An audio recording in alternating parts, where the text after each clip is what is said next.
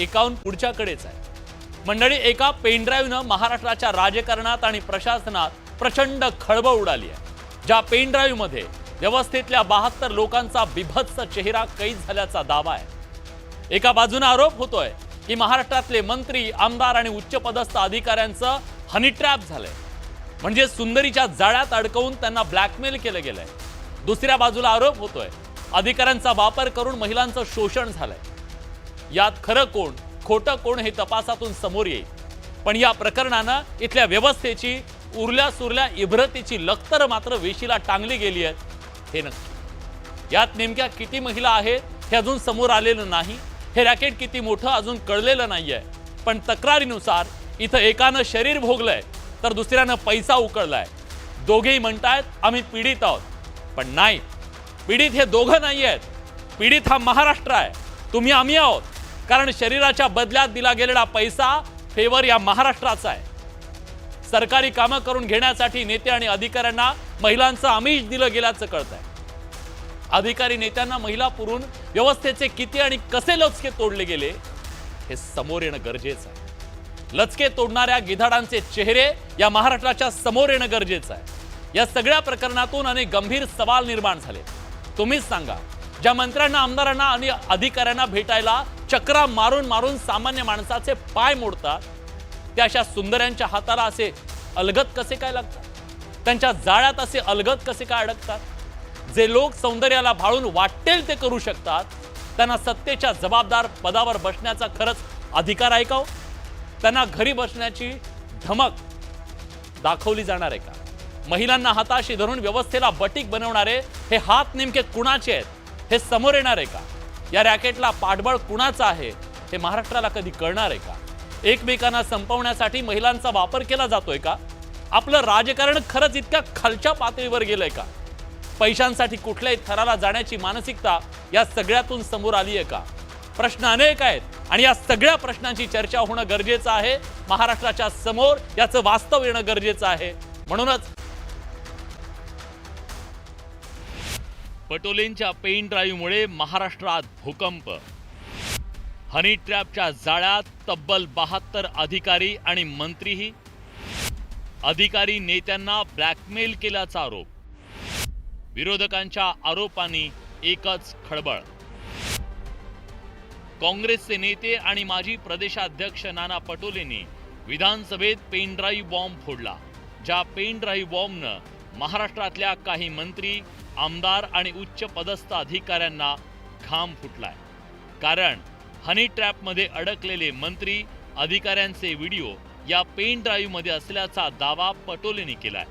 खरं तर एका रॅकेटनं मंत्री आणि अधिकाऱ्यांना जाळ्यात ओढून त्यांच्याकडून कोट्यवधींची खंडणी उकळल्याची चर्चा आहे। नाशिक, ठाणे आणि मुंबई या 3 ठिकाणी हनी ट्रॅप लावलेला होता अशी शक्यता व्यक्त करण्यात येते।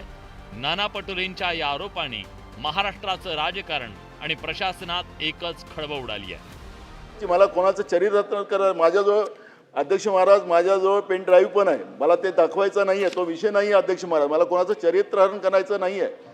पण ज्या पद्धतीनं दाखवा म्हणाल मंत्री महोदय तर दाखवू टाकू, तुमचं सरकारचं मत असेल तर।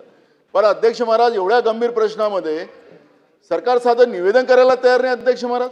नाशिकचं हनी ट्रॅपचं प्रकरण फार गंभीर आहे, राठोड कसं होय म्हणू शकतात त्याला? अध्यक्ष महोदय, माननीय उपमुख्यमंत्री महोदयांच्या सारख्या दर्जाच्या माणसाने सभागृहाला आणि महाराष्ट्राला आश्वस्त करावं। सन्मान्य ज्येष्ठ सदस्य नानाभाऊ पटोलेंनी इकडे आज जो मुद्दा उपस्थित केलेला आहे, या अधिवेशनात जेवढी निवेदनं करायचे निर्देश शासनाला दिले गेले आहेत, ती सर्व निवेदनं उद्या संध्याकाळी सभागृहाची बैठक संपण्यापूर्वी शासनाने करावी असे मी सक्त निर्देश परत शासनाला देत आहे। अध्यक्ष महोदय, आपण या बाबी गांभीर्याने घेतलेल्या आहेत आणि आपल्या निर्देशाप्रमाणे शासनाने देखील नोंद घेतलेली आहे। या प्रकरणात ठाणे आणि नाशिक या शहरांमध्ये 2 FIR दाखल करण्यात आल्या असून तपासात पोलिसांच्या हाती अतिशय धक्कादायक अशा बाबी लागल्या। या रॅकेटच्या जाळ्यात अनेक उच्चपदस्थ सरकारी अधिकारी अडकले। हे सनदी अधिकारी आता अनेक उच्च पदांवर कार्यरत आहेत। या प्रकरणात नाशिक आणि ठाणे शहरांमध्ये परस्पर विरोधी तक्रारी दाखल करण्यात आल्या। एका हाय प्रोफाईल वर्तुळातल्या महिलेकडून लैंगिक शोषणाची तक्रार करण्यात आली आहे, तर एका अधिकाऱ्यानं खंडणीसाठी ब्लॅकमेल केल्याची तक्रार केली आहे। प्रकरण संवेदनशील असल्यानं पोलिसांकडून तपासाच्या दरम्यान प्रचंड गुप्तता पाळली जाते। तपासाच्या दरम्यान पोलिसांच्या हाती अनेक धक्कादायक पुरावेही लागलेत। अनेक अधिकाऱ्यांना ब्लॅकमेल करून मोठ्या प्रमाणात खंडणी वसूल केल्याची बाब समोर येते।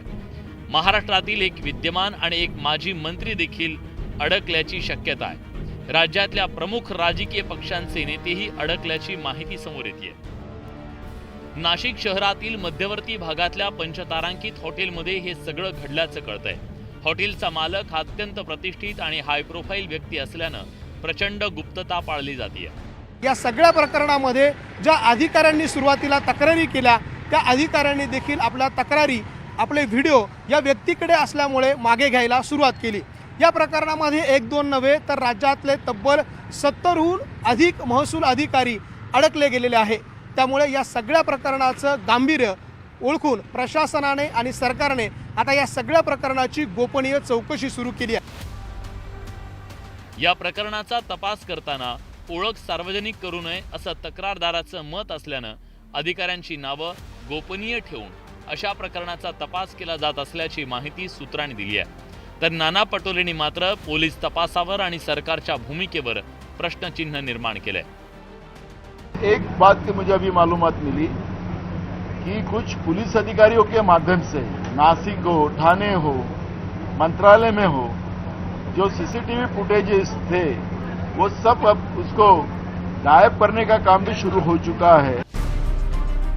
राज्यातलं हे हनी ट्रॅप रॅकेट वैयक्तिक बाब नाहीये, तर ही महाराष्ट्रासाठी अतिशय गंभीर अशी बाब आहे। कारण सत्तेच्या पदावर बसलेल्या बड्या नेत्यांना आणि अधिकाऱ्यांना सुंदर्या पुरवून सत्तेचं हनी कुणी आणि कसं चाखलं, त्यात महाराष्ट्राचे कसे लचके तोडले गेले, त्या गिधाडांचे काळे कारनामे समोर येणं गरजेचं आहे।